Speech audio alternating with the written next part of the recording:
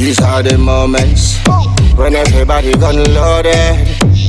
We not instigate violence, but we believe in the self-defense no matter what. These are the moments when every gangster gun loaded. We not instigate violence, but we believe in the self.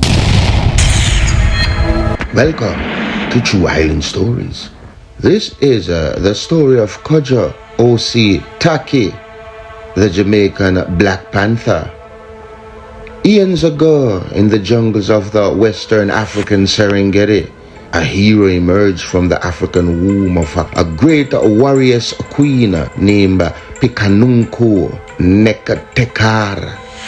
He was called Cudjoe of the Maroons. Cudjoe was born in 1659 and fell the way of Old Yella, departed this earth in 1744, sometimes spelled Cudjo, corresponding to the Akande name Cudjoe, Kojo, or Cudjoe, Codjoe, or Quadwo. He was a Maroon leader in Jamaica during the time of Nanny of the Maroons. In Twi, Cudjoe or Cudjoe is the name given to a boy born on a Monday.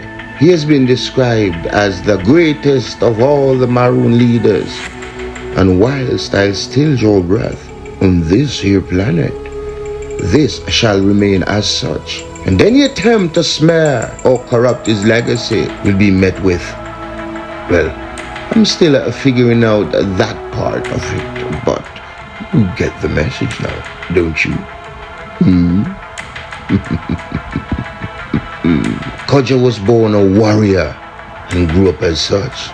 The tribes in his diaspora fought before they feasted on hauls from their enemies' coifers, drinking their wines, eating up their cattle, and sometimes eating them, ripping off the skin of their biological ops infrastructures and downing it with their blood.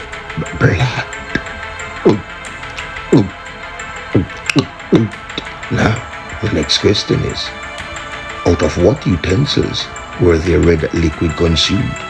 Well, if you ticked their skulls, then you, sir, oh madam, is El Corrupto Octomundo. Yes.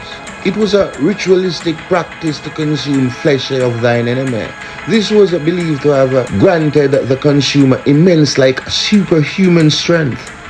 Now this DNA transcended many lineages onto the next generations until it reached Cudjoe, OC Tacky. He was born into this world. The white masters did not know what they had snagged and brought ashore from their inhumane expeditions. They had brought back dread, terror, and despair. Yes, a group of white predators accosted Cudjoe one night in the hot summer's solstice in an all-out bid to vanquish him off the face of the earth. A lieutenant upped his musket and took dead aim while the others engaged Cudjoe in an all-out brawl. Ching, ching, ching, chong, ching. Ching, ching, ching, chong, ching, ching, ching. Metal was meeting metal. Cudjoe was wielding his machete like a man possessed. Ching, chong, ching, ching, chong, ching. Trying to rock the slave master's world. Ching, chong, rock the world. Ching, chong, rock the world. Ching, chong, ching. Wop, wop, wop, wop, wop, wop. With the crocodile teeth. Wop, wop, wop. Everything get... When I reach, pop, pop, pop, beveled 20 inches and bellwoman cutlasses swung haphazardly in the midst of the scuffle and the kerfuffle. Limbs were flying like chicken parts as Cudjoe Bruce lead it out with the white hounds of hell. As the brave young lieutenant went on his knees and pointed and aimed his musket towards the ensuing scuffle, he knelt on his right knee with his musket hoisted in his right hand grasp. He gently closed his left eye, leaving his retina slightly ajar, staring down the front and back rear sight of his musket. Relying on his training, his muscle memory allowed him to aim accurately. He then breathed deeply by inhaling then released.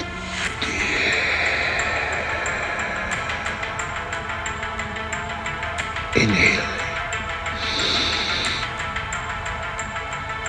And then exhaled. And then slowly exerting pressure on the trigger.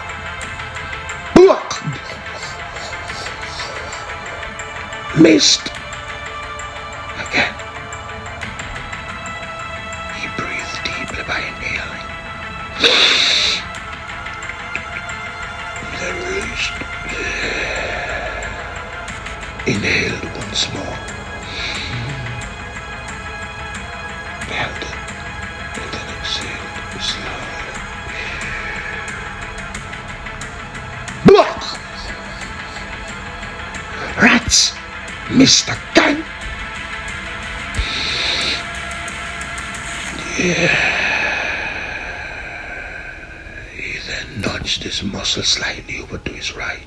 Just a tad bit. Block! Connor! A skeleton connected smack right into the left breast of Cudjoe, with the heat searing off his right nips. He was now one nips Tacky. Cudjoe was lifted off his feet and flown through the air backwards before landing on his back, poof, lying motionless. Doing it, Billy. Good job, Billy. Good fucking job, Billy. You got him right in the kissy, you did, innit? He deserved it, that jammy twat is dead, he did. That incubosium belange, he sure did. Come over here, Billy, and give me some love. You're a savior, Billy. A real hero. Oi! Oi! Stop you going off and give it Billy 3 cheers. Hip hip! Hooray! Hip hip! Hooray! Hip hip! Hooray! They yelled gleefully to the shooters, whilst looking remorselessly around at their fallen bros that littered the guinea grass beneath their feet. By the hand of the Jamaican Black Panther, they all gathered in celebratory unison, hugging it out Britistically. And suddenly, he froze amidst their warm, victorial embrace. Something held the gaze of Corporal Boglewatsky Pimpernel. Cudjoe had risen from the dead. I just hurt you. I just dirted you. I just... mumbled Corporal Pimpernel, whilst the others slowly turned their backs towards where Cudjoe had fallen. Oh my God! Oh my God! Muttered Constable Golstead Appleby. He's alive! He's alive! How is he still alive? That which eternal cannot die. But if it's any consolation to you, yes, Master Sir, it hurt like hell. Now, prepare to meet your ancestors, said Cudjoe. Ching chong ching, ching chong ching, ah, ah, ah. And just like that, the British soldiers were no more. No more. The news spread like wildfire across the plantation as owners quickly convened a war council and delegated hunting parties to go after the ones deemed disobedient. This is war.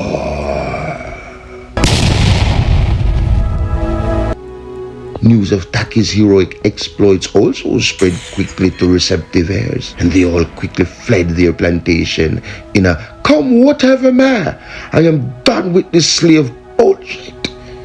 They flocked in droves to be by their new brave leader's side as Cudjoe quickly mobilized his new rebellious outfit.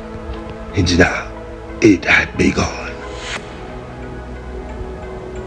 Cudjoe's road to becoming the overall leader of the Jamaican Maroon conglomerates. You can find other epic stories of Maroon conflicts on this here channel to appease your historical appetite, including Nanny, Three Finger Jack, and Coma and more, Sam Sharp Rebellion, Paul Bogle and others you may perhaps not be so quite familiar with. Cudjoe mobilized his new army, though short of weapons. David was going up against Goliath, and what David had was heart and bravery. Cudjoe knew he couldn't take on the mighty British contingent who were masters of land, sea and air warfare. But this was different. This wasn't the old usual conventional conflict they were used to, where rules and lines of demarcation were drawn, which you could not cross.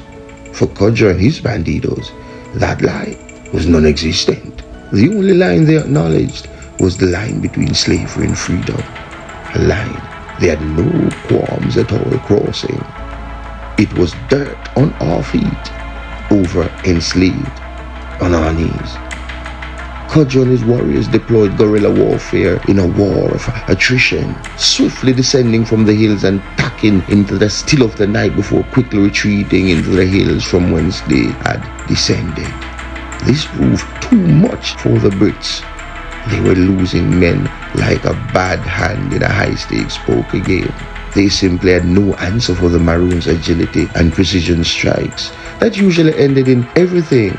Every single structure standing belonging to the Brits were left in rubble and ash when the Maroons departed. Chaos was the order of the day.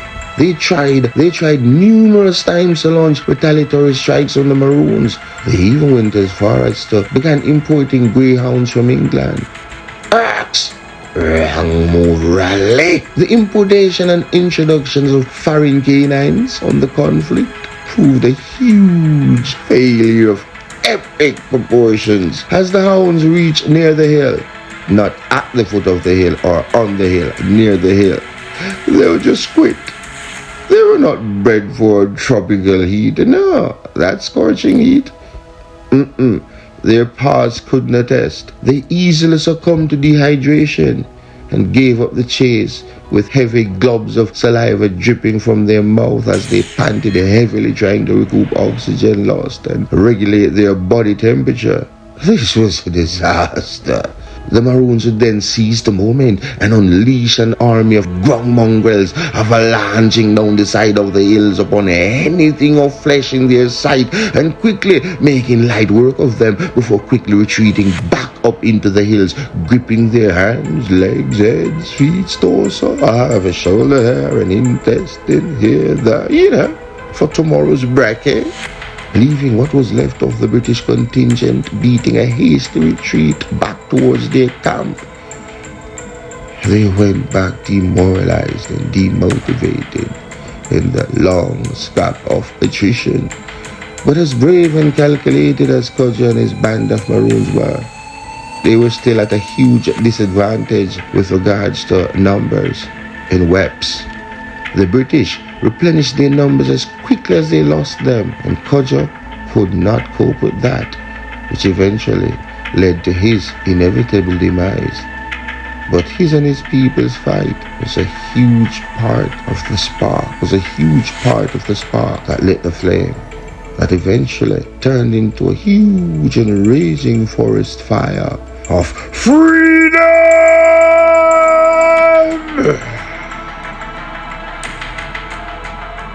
Now, in a more detailed synopsis, this is the life and times of Cudjoe. Cry peace and dead in the field. What will you choose? Lego they gonna come and CVM news. What will you choose? Choose, lose. Don't say God with the touch. Nighttime them run out fully dark. Hands on one another, everything a sparks. But who are the piranha? Which one are the shark? Moon and black rims, but the cat send soft. And I estimate the pass and get them at talk. Screamers and white dream and them a war. Whole place fuck up from them gone with the boss. Scared them bridge dream and rock man dark.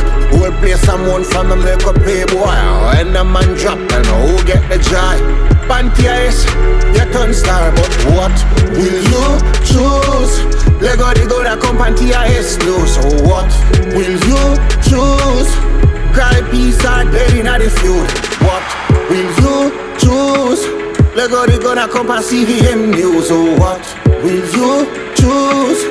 Guy peace are dead in the field. What will you choose? What will you choose? Oh, what will you choose? Oh, what will you choose? Charlie was black down Rockfort. Mikey Pelpa dead in a boat. No drop but him badness a good. Jet clean make enough man afraid for God. Chubby Jed and Pogo out of sort. Not to mark than you enough man them out. Junglist them we kill it then go burn down your house. Ceiling at entertainment not thump none no more. Well, you do the crime then you do the time. Can't escape, you can't blur the line. I choose the fifth and tear off the sign. Man, you can't mix up looks man with up a film. Marcel Portmore lone assassin. One motion, put the code bada bing. Rockport rise the four and the god that I sing. What will you choose? Lego they gonna come and TIS news. What will you choose? Cry peace are dead in the field. What will you choose? Lego they gonna come and CVM news. What will you choose? Choose blue.